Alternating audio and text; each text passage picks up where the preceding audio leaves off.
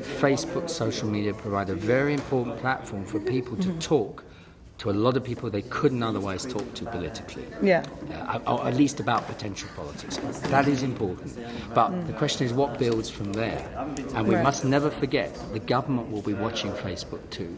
Sure. And I heard a really amazing talk by Jack Chu from Hong Kong University last week at Goldsmiths where he pointed out that the equivalent of Twitter in China is Weibo.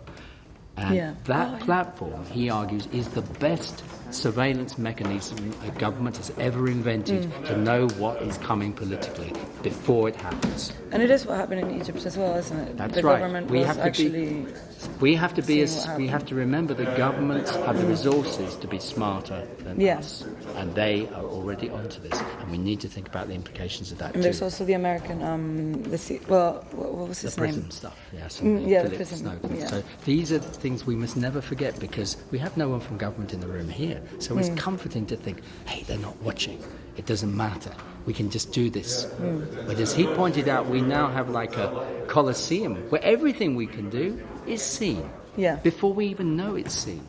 So in a way, it does have negative connotations. It could do, unless media, we are very, very smart in thinking about new ways of dealing with this situation, which could be less democratic than more democratic, even though it gives us this warm feeling of being together. And just one other question. If you think people that take part in political conversations online, is that preventing them maybe for taking actual physical action?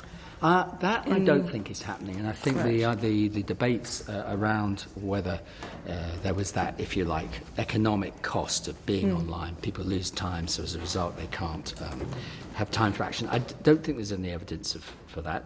The evidence is that those who are inclined to act politically have more opportunities to do so, and they're fueled by what they find out online. But then that's like a virtuous circle. Those who are already going to be active get more active. It's possible that we also have at the same time a vicious circle. A lot of working class people in Britain don't know that the online world is for politics.